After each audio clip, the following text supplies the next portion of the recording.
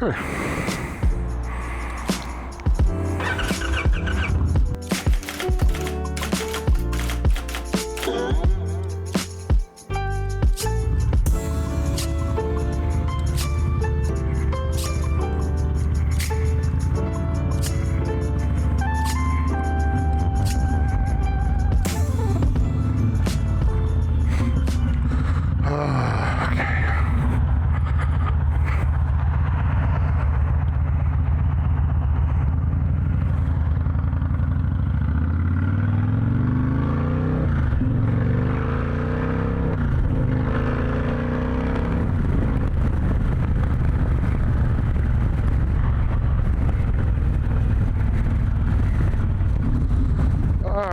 Let's go.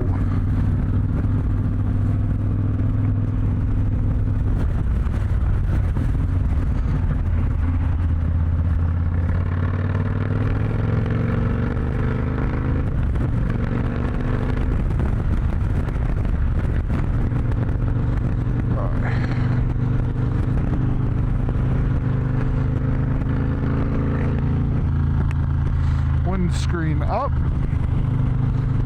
And now on my way home. Alright. Fucking awesome day.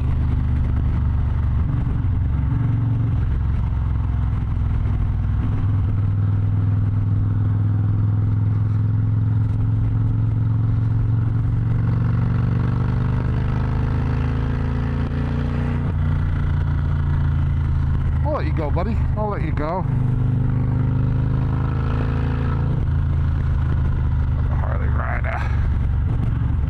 I think that's a Harley. I didn't get a good look at it.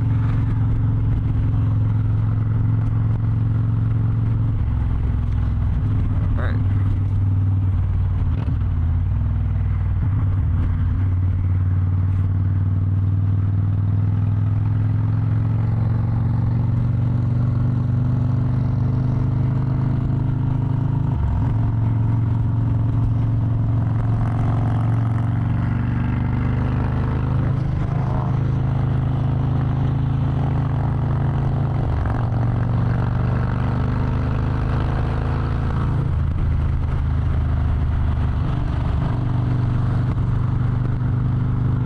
Hoping the camera turned on. I'm hoping the microphone's working again. I had to stop and get gas before I actually got on the highway because my commute is a wonderful 67 miles one way.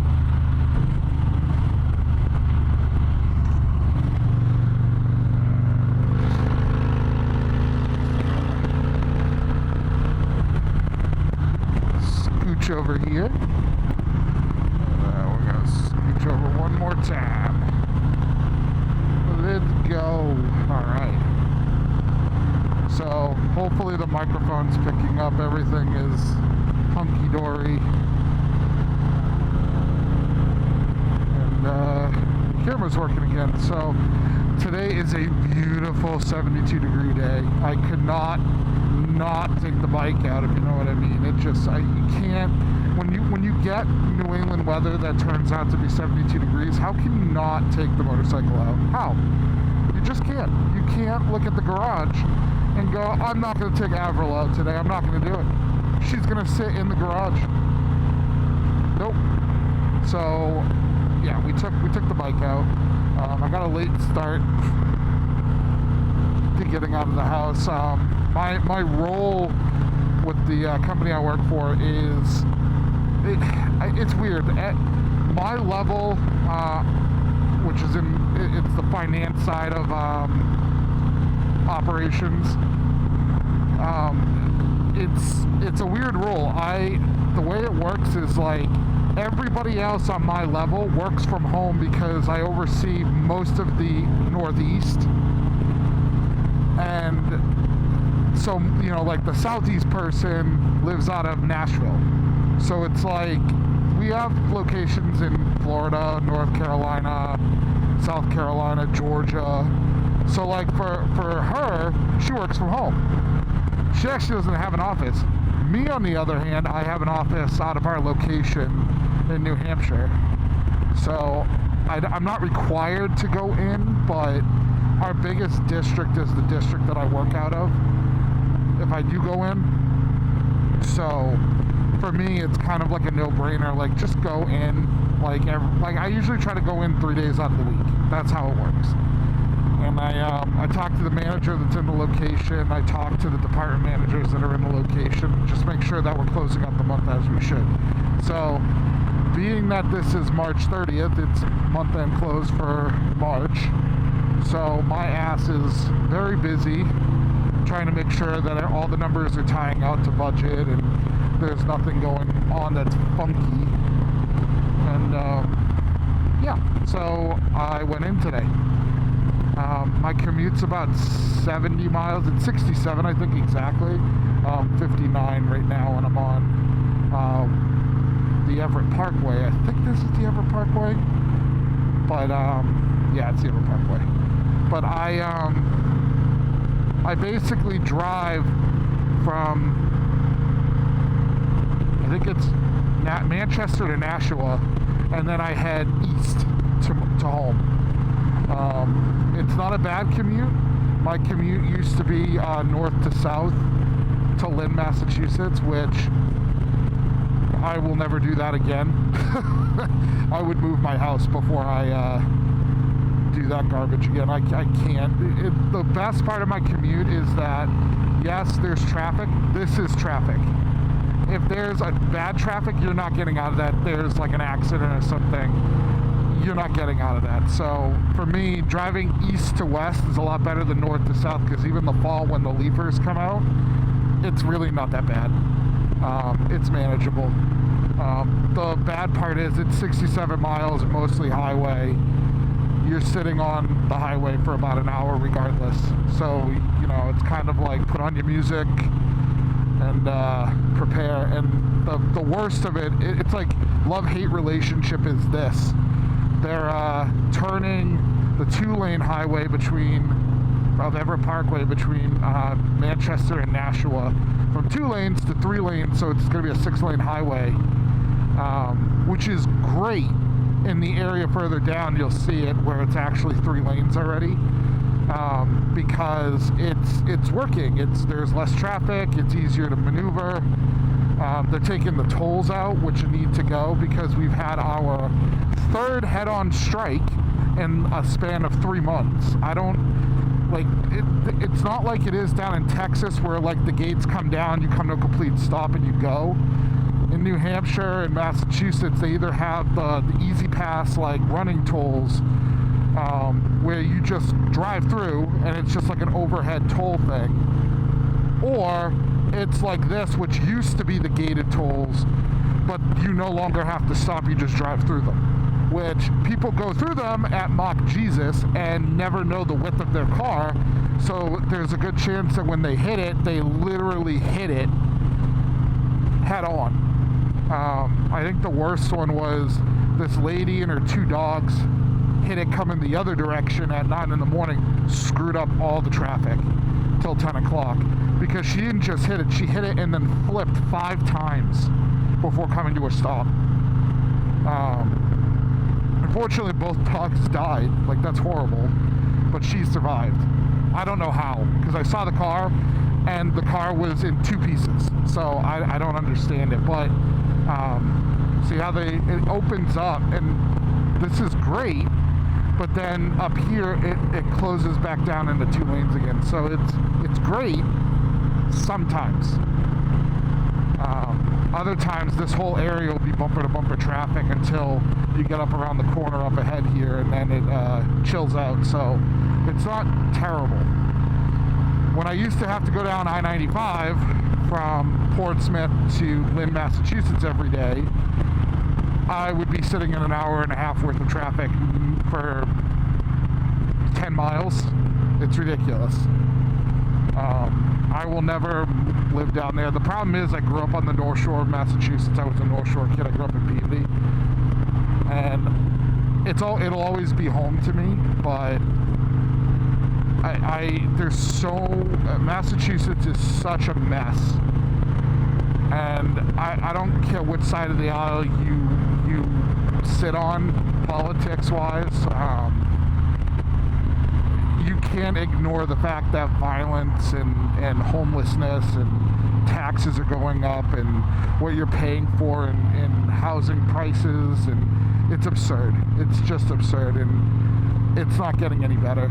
I mean, our house, I mean, it's horrible. My father-in-law lives in Peabody, and he bought his house back in the early 90s for $89,000. His next door neighbor, who has the same footprint, except in my father-in-law's house he has an in-law, so we're talking more money. The neighbor's house went on sale and sold for $800,000. It is a one-story ranch. It makes no sense. It's absurd. And not to mention that everybody wants, again, it does make sense because everybody wants to move into Peabody. The taxes in Peabody are some of the lowest in the state. But it's disgusting. No house that's like 2,500 square feet should be $800,000. It's disgusting.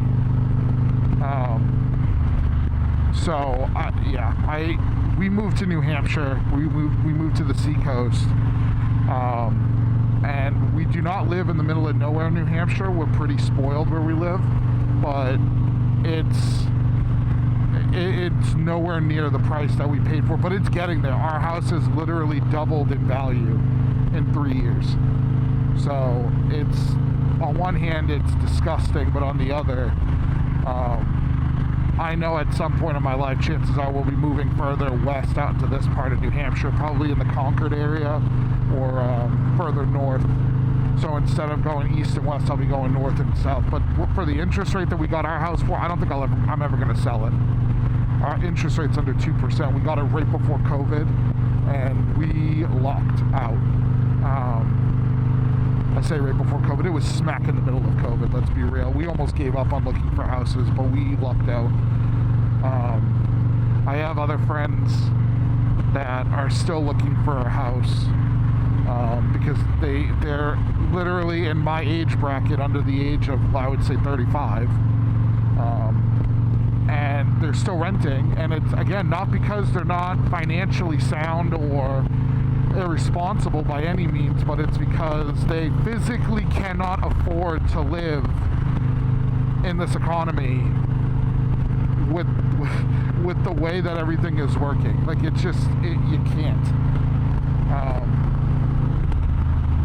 And unfortunately, again, I don't really want to get into politics, but you can't shut down a country for 3-4 years and expect there to be no fallout, let alone the fact that we have a whole generation of boomers who basically spent, like, their shorts were on fire and expected to have full pensions, full Social Security, full retirement plans with no repercussions to their children or their grandchildren. It's just absurd to me. But different story for a different time. Hopefully you can hear me, and hopefully the audio is crisp and clear. This is the part of the highway that's finished, like I was talking about. 3 lanes. And you come up around the corner here and you'll see, I think this is the Bedford Plaza, the tolls.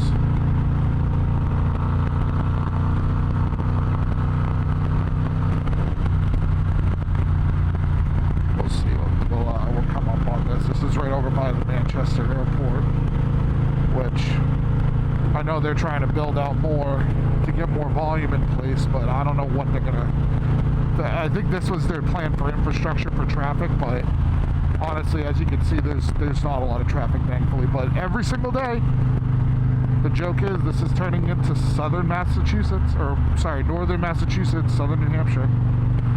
So, but yeah, people go through here.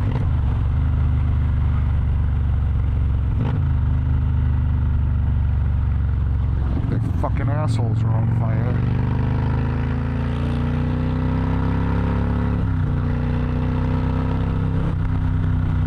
Again, it's one thing, like, if you're in a small car, but, like, I've seen massive trucks go through there, hauling absolute tail through that toll, and they clip the fucking barrier, and next thing you know, they're fuck flipping, pardon my language, down the road. It's like, what did you think was going to happen?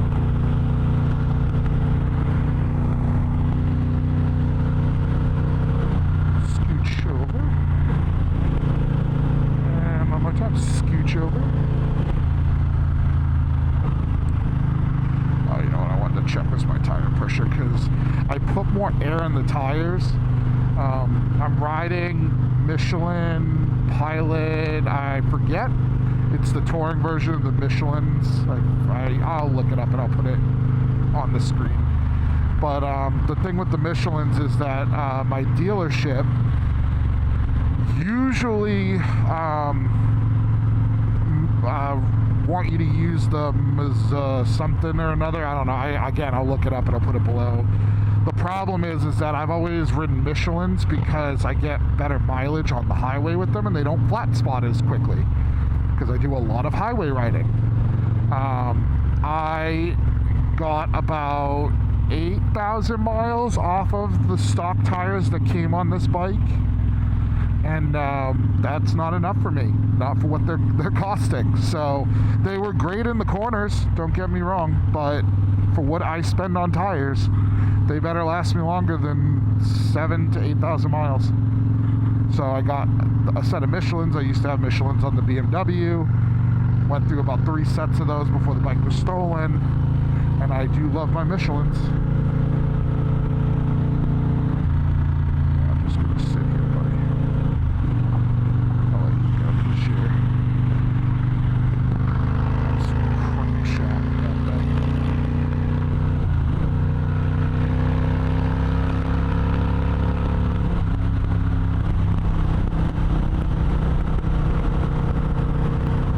Is that if there's any troopers up here, he'll spot all of them. But yeah, so the dealership recommended that I keep the front tire at 40 pounds, which I think is a little bit much, but I guess it's not. I don't know. Again, I'm not used to I don't know the top of my head what a big cruiser should have in their tires, but it was at 35, and then I put in 40, and now it's riding at 47. Whereas the rear I put in 43, I think, and now they're at 52. So that's probably a little too much in the rear. So, and the reason I'm doing that is because I was feeling a little wobble in the front end that the dealership said was entirely due to the tires. So they recommended that I put a little bit extra air in them and it'll be fine. And he wasn't wrong. This thing rides like a dream now. So, and it's not too bumpy. When I used to overfill the BMW, I used to have a really hard ride. This thing is still plush. So, yeah. I think I'm gonna probably take I don't know, man. Like, I'll look it up when I get home, because like part of me is like, ugh, 50 pounds out of the rear, that's a fucking lot to me. I'm used to like having like 45 when running hot. So to me, I feel like that's not a lot, but big fucking rides, man. Just does. Such a good bike. Avril, you're a good girl. Such a good bike.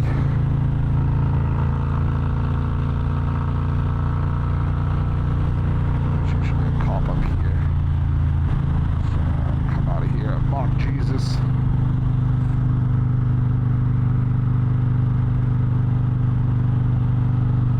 Not there today. Okay.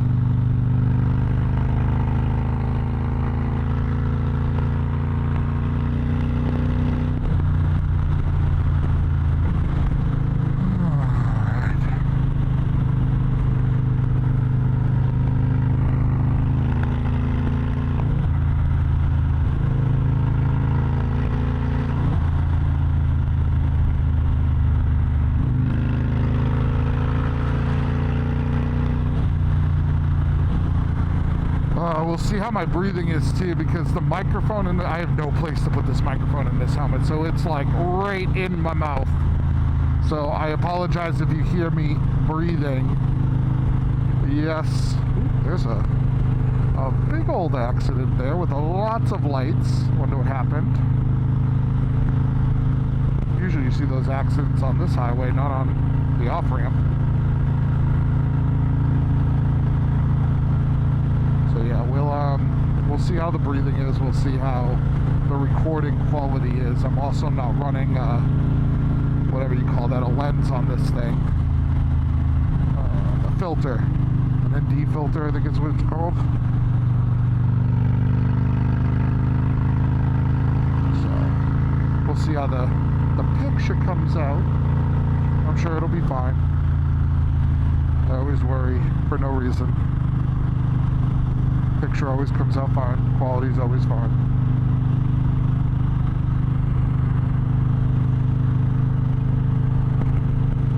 But yeah, this is my typical commute. And it's honestly that honestly is where I always hit the traffic. All this is now 101. I sit on this road for 30, 40 miles. Most traffic is what you see. So it's a boring ride. So I won't do a lot of vlogging doing this, but I figured I would talk to you guys because there were a couple of topics I wanted to talk about. So one of them just being the fact that the first video came out and had a whopping, ready, 12 views. That's right. Very unsurprising because I have no subscribers. So, and I'm pretty boring of a human. This is more for me to do to entertain myself than anything else. So I would be extremely surprised if anybody starts following me and babbling to myself on the highway. Do not move over in front of me. Thank you. Appreciate you.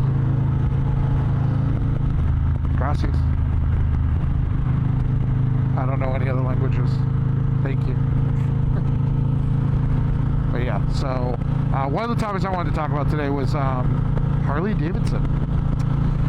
Yeah, we all know I ride a 2024 Indian Challenger. My entire family, the first motorcycle I ever rode on in my entire life was on the gas tank of my godfather's Harley Davidson Road King. So I grew up in a Harley family. Why I went after the Indian instead of the Harley, long story short, is I had a lot of family who also was dealing with the fact that the best engine that Harley Davidson has made in the last, some would say ever, others would say the last 40 years, was the Evo. The Milwaukee 8, it's so underpowered, it's so unreliable, and when it goes wrong drastically. And I'm not a mechanic. I'm not gonna sit here and pretend like I am and I know the ins and outs of it. It's just they leak constantly, and the valves, there's blowback, and like, it's just awful. It's awful. I've never run into anybody with a Milwaukee 8 that's like, yeah, I'd go out and buy another Milwaukee 8 again. This is a great piece of engineering. I went after the Indian specifically because the Power Plus was reliable, and I didn't want to have to carry around a quart of oil with me everywhere I went. Bottom line. Also, in order to get the same amount of power that you do out of this bike, which I bought for 30 grand, you would have to buy a Harley for around 28 grand and then put another 10 grand worth of parts into that to bring it up to a stage 4 to get the same horsepower as you do out of this, or spend 50, 40, whatever it is, 47, 45 grand on a CBO and then add another 5 grand worth of parts to it. Why? The price would be fine with Harley if they were comparable. They're not comparable. Everybody will sit there and say, oh, well, you can get a CVO for that. Yeah, a CVO is another 7 grand on top of the base model. Why would you do that when I can go out and get an Indian with the same? All I've done to this Indian is an exhaust, a bar kit, which you would do to a Harley anyways,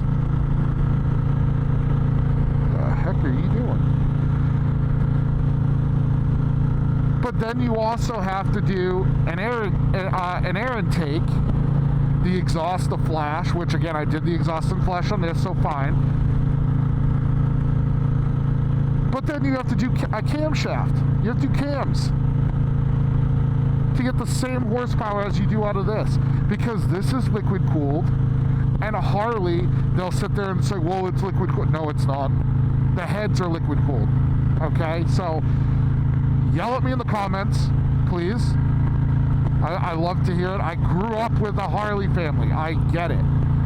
But at the end of the day, right now, the best thing, and I don't think anybody can argue this with me, the best thing for this industry is the fact that Indian is now competitive with Harley Davidson. Maybe not in size, volume, units, but technology. And again, one thing I would change on Indian's not perfect by any means. The way I had to go about this bike to get the bars the way that I want to is absurd. Sir, your car needs help. I don't like the first, especially since I'm going 90. I mean, I'm going the legal law-abiding speed limit of 65, sir. But this is my point. Like, this bike, you're not even paying attention, and you're going 90. Not even trying. I'm not even trying right now. This thing's 90 at maybe 3,500 RPMs. Maybe 3,800. I think it's 3,800. If I really get. Yeah, it's about 3,800. I've got another 3,000 RPMs to fucking let her have it. This bike is absurd. And yes, it's much heavier because it's liquid cooled. Yes. But at the same time, again, is it and again, I've ridden road glides. I do. I was looking at getting a road glide instead of this bike. It's a great bike. The screen and the infotainment system blows the doors off of Indian. It just does. They need to update the system. But again, no downshift. Not a problem passing people. Again, the infotainment system needs to go on. I'm curious to see what they do now that Polaris has sold the Indian brand. So I'm curious. But the Indian infotainment is garbage. And I forget what it's called, but it's just not up to snuff to me. Harley Davidson's 12-inch screen is way better. That being said, I like the fact that it comes with gauges. Harleys don't. Not the road glide. So plus and minuses all around. But these bikes are also, because they're heavier, are harder to maneuver at low speeds. So take it with a grain of salt. You know what I mean? It's like, for what I do with this, I really do love this bike better than I would probably a Harley. That being said, could you push me into a Softail for shorter rides? Hell yeah. Absolutely yes. I've thought about it. I'm not a brand, what I would call a brand whore. I'm not a brand whore. I'm just not. That might not be politically correct to say, but that's what I call it. So, but yeah, come at me in the comments. Tell me what you think is a plus and minus. But the reason I wanted to talk about Harley Davidson was because Harley has been making some interesting decisions lately. They every year have their homecoming, which again, another thing I think Indian really needs to step up, and under the new CEO, Mike, I forget his last name, and shame on me because I really like the guy. He's a former Harley marketing guy. I think he gets it, you know? He also worked for Vance Hines. I think he gets it. The thing Harley has that Indian doesn't is they create a culture. I mean, that's the thing, is Indian doesn't have that culture. They sit there and say, oh, 1901, 100 years of history, blah, blah, blah. Indian was a failed company for many years. If you deny that, you're kidding yourself. They are back. They've done magnificent things to improve the brand. But compared to Harley Davidson, who holds events, the dealerships, they're just better. They just are. And the one thing that I think that Indian definitely needed to get better was Harley Davidson had something called Homecoming every year. I don't remember the dates, but it was in the summertime. They would have an event, concert, like a festival, and everybody would head to Milwaukee to partake in the festivities. Well, they had it every year. The last 2 years, from what I saw online, were amazing. It was perfect. A lot of guys would go there and then go right to Sturgis. It was brilliant. Indian does not have that. They don't have the original factory in Springfield, Massachusetts anymore. They don't have the heritage saved. They sold the original, what do you call that? Not the workshop, but the factory. So they don't have that anymore. And unfortunately, that means they can't do these kind of things that Harley does. They had a great concert, they had this big, huge event, and just as they hit this peak of amazingness for their homecoming, they announced this year that they are no longer going to be having homecoming every year, but rather every 4 years or so, based on major events, major milestones, in other words. And I've seen some people talk about this and kind of breeze over it. I don't think people understand. I look, from a finance guy who does operations finance, I will tell you, one of the first indicators that a business is making financial decisions is when they start to downsize celebratory items like this. I want to say between the fiscal years of 2023 and 2024 and then 2025, I think the market shrunk, which that is awful for a company like Harley Davidson. They're just not people my age, between the ages of 25 and 35, getting into motorcycle riding anymore. And it's sad, because this is such a great hobby. It's a great way, mode of transportation. It's so good. Some of the people that I've met on two wheels, and it's such a shame to lose that culture. And it's true though, we are, and it's showing in the units sold by Harley Davidson. And fortunately enough, for a company like the size of Indian, some people will sit there and say, oh, well, Indian's failing too, they sold just in time, da da da da da. Sure. Again, they're small enough where they'll survive. Somebody who's publicly traded like Harley Davidson, I'm telling you, man, it's not a good look. And to me, I really just think that when we sit there and talk about this kind of stuff of Harley Davidson, like, oh, they're not doing well, they're not going in the right direction, they'll eventually close their doors. You know who's not hurting? Honda. You know who's not hurting? Kawasaki. You know who's not hurting? Suzuki. And right now, I think it really shows. They basically came out and said to everybody, "Hey, we're not doing homecoming." So I know people usually have their preparations out about a half a year early, but they came right out and said, "Yeah, we're not doing homecoming this year. We'll still have Sturgis. Everybody, people will normally go to Sturgis. We'll go to Sturgis." Then people went down to Daytona, but ultimately the whole homecoming deal kind of went up in smoke there, and they basically said that, yeah, we're not having it this year, but every 4 years we'll have it. So I think they said either another 3 or 4 years they'll have the next one. This stuck out to me because my ears as a finance person went up, as in, ooh, that was their major financial cutback, because if they're not going to pay the millions into that, regardless of how much they make on it, usually with these types of festivals, you don't do it for the fact that you make money off of them. I'd be shocked if they made money off of them. That being said, fast forward a few weeks after that, we're now at the end of March, and a couple of weeks ago they announced that they're doing layoffs. Who could have foreseen that coming? And again, they're going to sit there and say, oh, the tariffs are hurting them, da-da-da-da-da. Great. You know what I mean? Like, you put yourselves in this mess by manufacturing motorcycles in Asia. I don't know why you're surprised by that.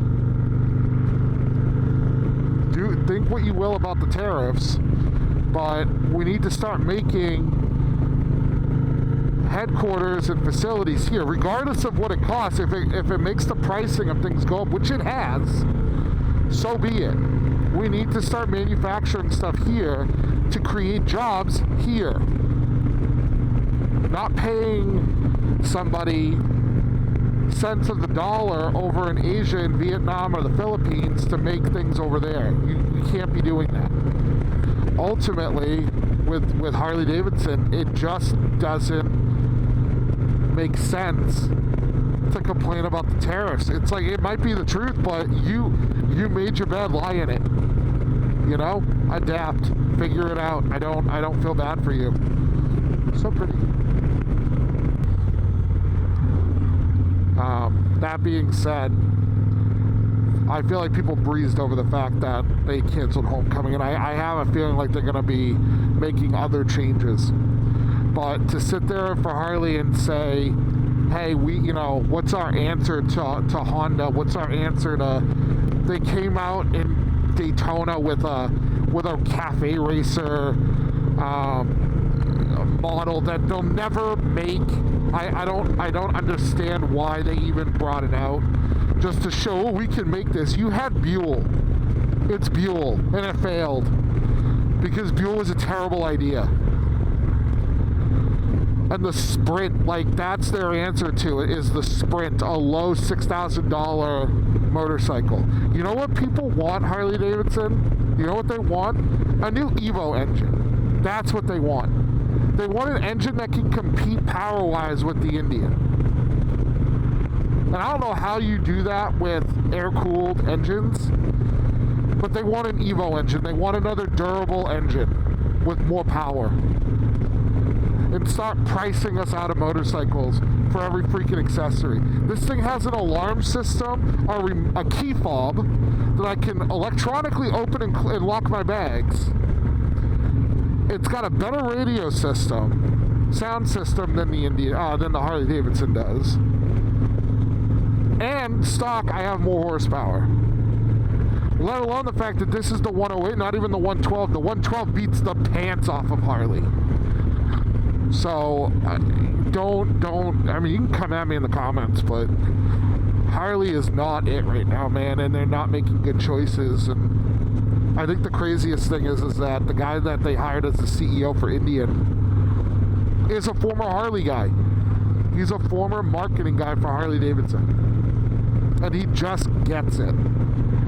I'm a little nervous because he wants to put all of his eggs into the touring big bike box or basket, whatever you want to call it, and they came out with the cheap vintage, which I think is brilliant, but I think that predated his decision making. I might be wrong in saying that. I think the vintage is a great move. It's a very smart move. I think it could be priced a little bit better, but ultimately, great move. It's vintage. I love it. Just as Harley Davidson's getting rid of the deluxe, you come out with the cheap vintage. Oh, what a kick in the biscuits for Harley Davidson. They get rid of the deluxe, which it was the best riding Harley Davidson. Fight me in the comments out there. You get rid of that, and they come out with a competitor. Woo! What a look! But then on the flip side, then you sit there and go, well, we're going to put all of our money into the big bike basket, and they say we're going to come out with better trikes for Indian. Do I think they're going to win over Harley Davidson and my age group with trikes? No. Do I think that they're trying to buy a last smidgen of market from the aging boomer market before they die? Yeah, I do. And do I think it's going to work? No. for the longevity of the business, I hope they smarten up and they do some other interesting things. Update the infotainment system. Put more fight and power into these engines. You know, I think Indian is doing really well in the racing circuit, king of the bagger. Put more of that technology out there. The fact that Harley Davidson's best, coolest thing was they came out with the Indian RR, whatever the heck it was, the CVO RR, $100,000 bike. That is stupid. It was the dumbest thing I've seen come out of Harley Davidson. I don't know how long. Everybody ate it up and glazed fucking Harley Davidson for it. I don't even care if I'm swearing at this point. But the fact that everybody was glazing Harley Davidson over a $110,000 motorcycle, come on. Oh, but we could show what we do on the racetrack and you can have a piece of that. Fuck off. It's not cool. It just makes you look like, oh cool, you spent $100,000 on a lawn ornament, basically.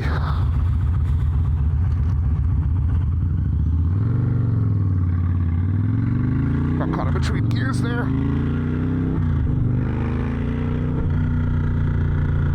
But yeah, to have the I think it's the CVO RR. You can make fun of me if you want. I saw that thing and when it came out, it's pumpkin orange and it's carbon fiber and it's basically a king of the bagger bike. I was laughing my tail off. Ugh. If I see that you bought, I look at you like why? Why? You could buy 5 good bikes for the price of that one. It's so I don't even know. It's good for the people that buy it. To me, it's ridiculous. I'd rather you buy a stock bike and build it out to something like that. And I know there's ways to build out Harleys and have them turn into something that's way faster than those bikes. It's just, to me, it's just ridiculous. But that being said, it is what it is. You know what I mean? Like, they bought it to show what they can quote-unquote do with a bike, which is great, whatever. But at the end of the day, you're not doing anything special with your regular model bike, so what are we doing here? You know?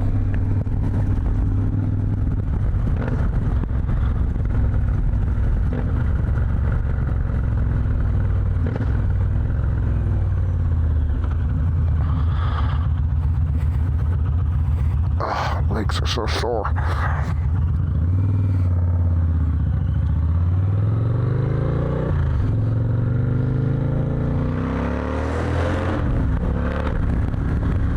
I don't care what anybody says, these bikes just sound so good.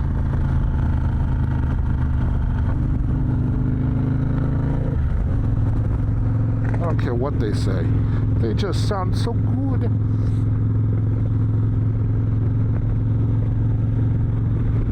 But yeah, so this is the nice part of my ride home. I think this is 155. Yeah. It on a day like today, it's just so relaxing to just hang out. So this is why I wanted to vlog, because I just, I do this long ride home, so I figured I could cut it down or whatever and put out a vlog about me just riding to or from work.